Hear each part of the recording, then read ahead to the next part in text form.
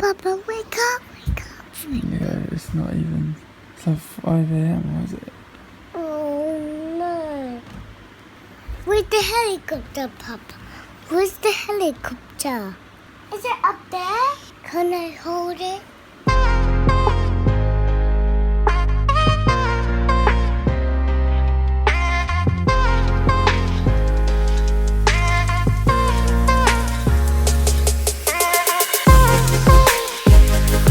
Leo, what is this? A tree, Mama. No. What is it? I didn't know. What is it? It's food. It's big.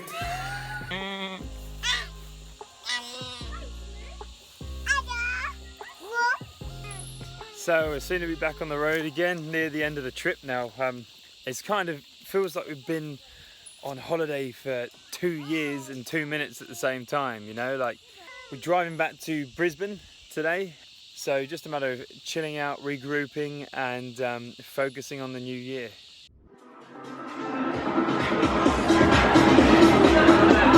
Oh, the wink!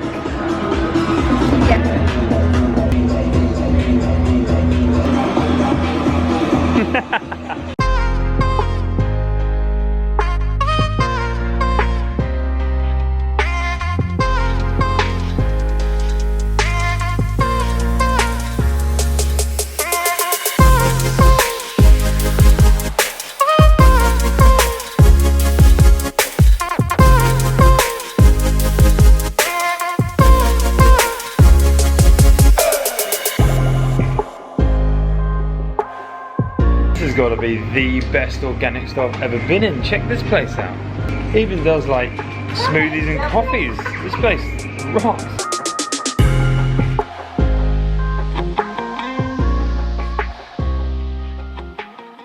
Generally when you get an organic shop, you kind of got just the fresh produce or you've got just the kind of trendy things. This place has got everything from protein powder, pea protein, hemp protein, all the way to a cafe and bar up here. You've got everything organic in between, so this is a pretty incredible place. So let's have a little look, see what we can find. People of taste.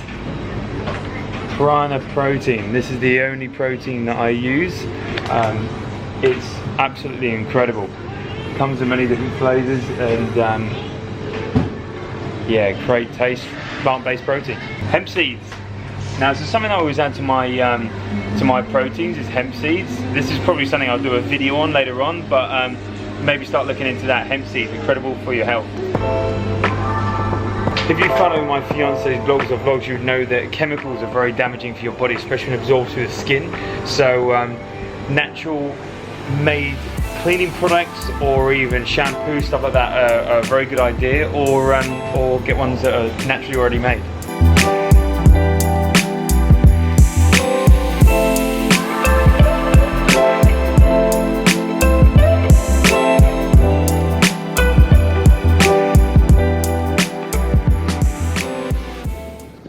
How good was that place?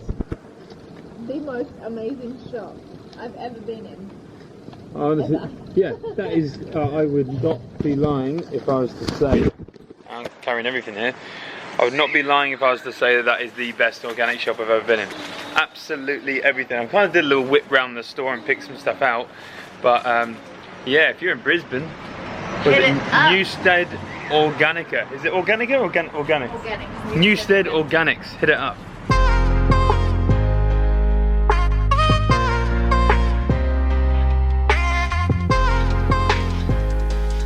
Right, we're really pushing the boat out this time. Check out this gym. Right, let's see what we can use. Do you know what? One of my biggest pet hates is these bloody multi-gyms. They're always flimsy and kind of, what is it, a jack of all trades, master of none? Yeah, God, I actually can't wait to get back to Darwin and get my own gym and get some decent equipment on the go. I'll tell you what, I have, Sienna's actually kind of surprised, something I wanted to do for a long time, she's just gone ahead and booked it. A floatation tank. So it's cuts out all noise, and you basically lie in a tank with no light and completely floating. So I suppose it's high in salt or magnesium to get the flotation going. So Floatation tank's great for meditation, mindfulness. So I'll bring a GoPro along and check it out. But something I've wanted to try for a long time. Just me, myself, and my thoughts. Sounds pretty amazing. Some people get freaked out, but we'll soon find out.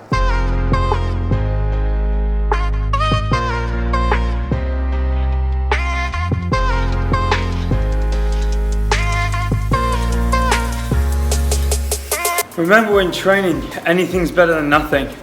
If you're waiting for the perfect scenario to come along, it may never come, and therefore you may never start. So for example, me, I come down here, not the most ideal gym for my goals, but I adapt. So I take the rest time right out, and I constantly go from one exercise to the other, and change my rep range around, keep it very strict in form. There's always something to do. There's always a way of doing it. Anything is better than nothing. Don't wait for the perfect scenario.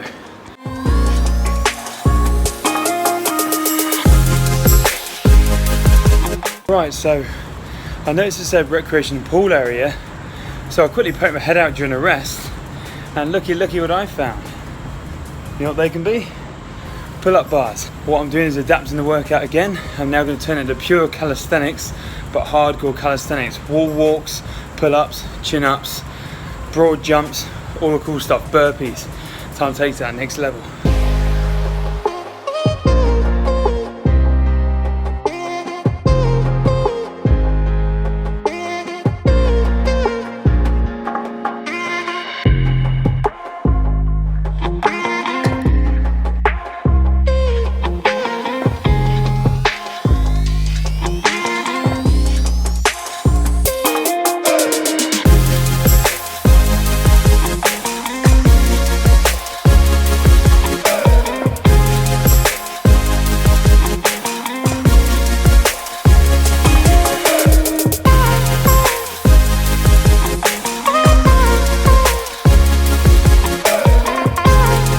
Just finished my calisthenics part outside, and I'm pretty blown, pretty pumped. So just up the intensity. So glad I found outside. I love anything where I can get my body off the ground, whether it be explosive push-ups or pull-ups or explosive squat jumps, whatever. Bringing the plyometrics in really takes things to the next level. Now I'm going to do some of the smaller body movements in here, like biceps, triceps, bit of isolation, then go into a bit of a Tabata hard cardio hit.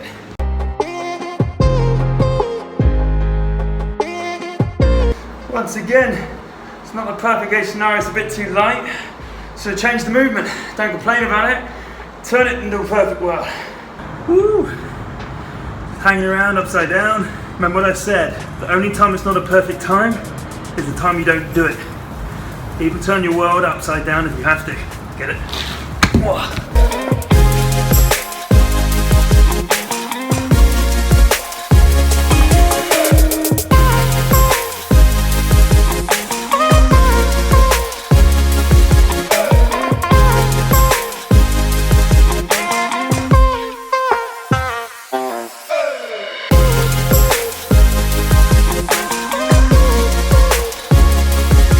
Right, cardio time. Now, there's a bike, a treadmill, a cross trainer or elliptical, whatever you want to call it, and a rower. Now, personally me, bike, not enough engaged, sat down cycling.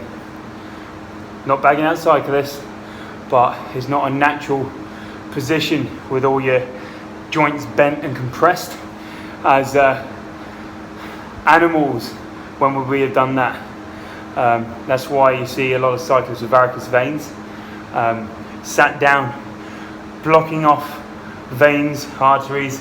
You get that backlog of blood, stretches the vein, and once it's stretched, it doesn't go back, it creates a varicose vein. Treadmill, too much momentum, don't really like it. Obviously you can do it on a incline, but I'd rather go out and hit a hill. Elliptical, yeah, not too bad, not my flavour of choice. Here, rower.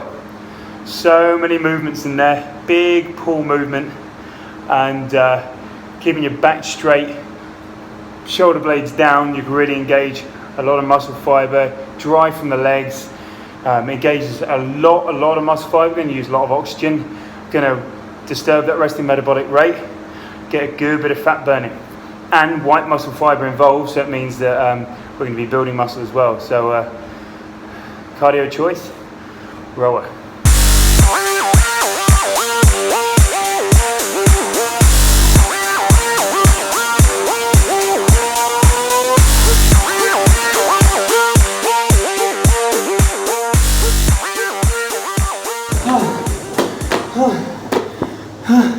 I can't do a Tabata because obviously I'm using my phone to film this, but what I've chosen instead is row 300 meters as fast as you physically can. Now always aim, no matter what time it is, I aim to get it under 50 seconds. I can usually do this about 4 or 5 times and I call it quits, but yeah, give it a go. 300 meter row on the hardest resistance in under 50 seconds. So I went so hard on that last row. That 300 meters in under 50 seconds. Did 5 rounds of it with a minute in between, and it's hard. And this doesn't happen very often at all, but I actually feel super sick. But I thought I'd film this because it's normal. If you feel sick, it means you really push yourself. It becomes less and less because it takes a lot more to get you to this point. But I'm happy that I've been to a gym.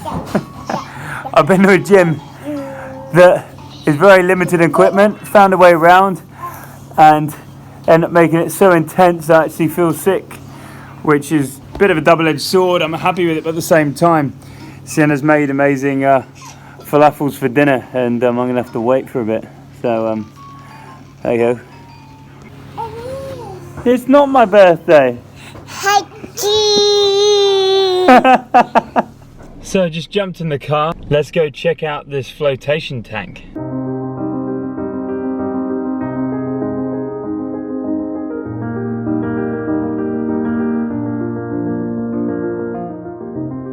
I'm so excited right now.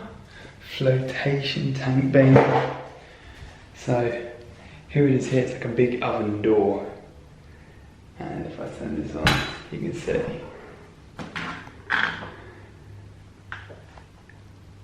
It's like a completely dark room. It's 100% pitch black inside and you float. And so just left with nothing but your thoughts and nothing else. So let's see how I was going to bring the GoPro inside, but it's pitch black, so just see how this goes.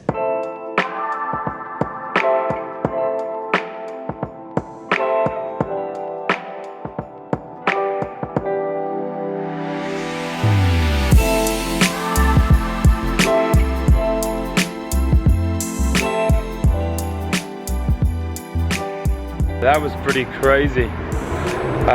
It's completely pitch black and there's no sound whatsoever.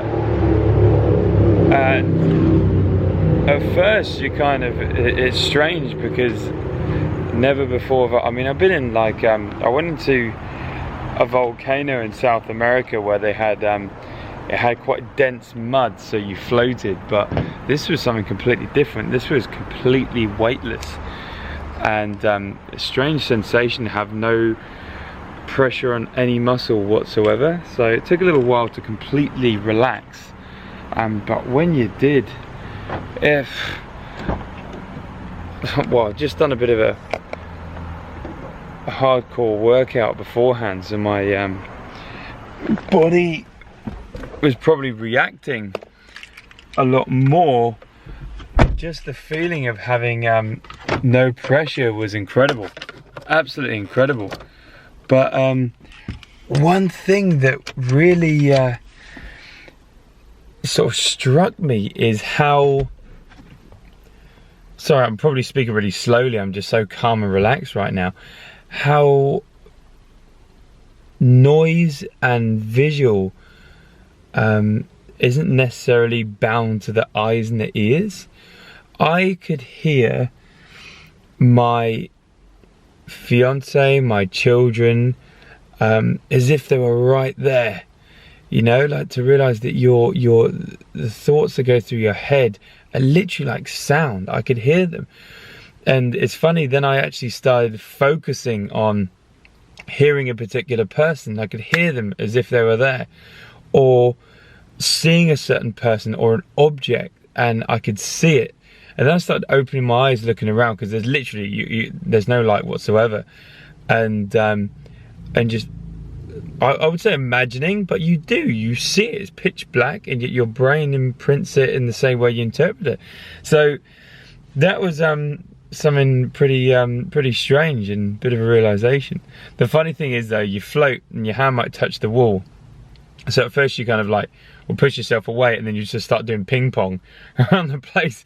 So you have to stop yourself, and or in the end I just left my hand, and after a while I just must have just settled in the middle and stayed completely still, because yeah, I didn't touch anything. But what an incredible experience. A little bit spaced out now, so I'm gonna drive home nice and relaxed, and yeah, wow. Bit of advice from a space cadet that's just been floating for the last hour. If you do this, maybe give it a bit of time before you drive. I haven't drank in years, but I almost feel like I'm drunk. I'm really slow. And all my movements, and took a hell of a lot of concentration to drive then. So yeah, if you do this, maybe do some other activity or have something to eat before you drive home, because yeah, I actually consider stopping. It's a little bit dangerous.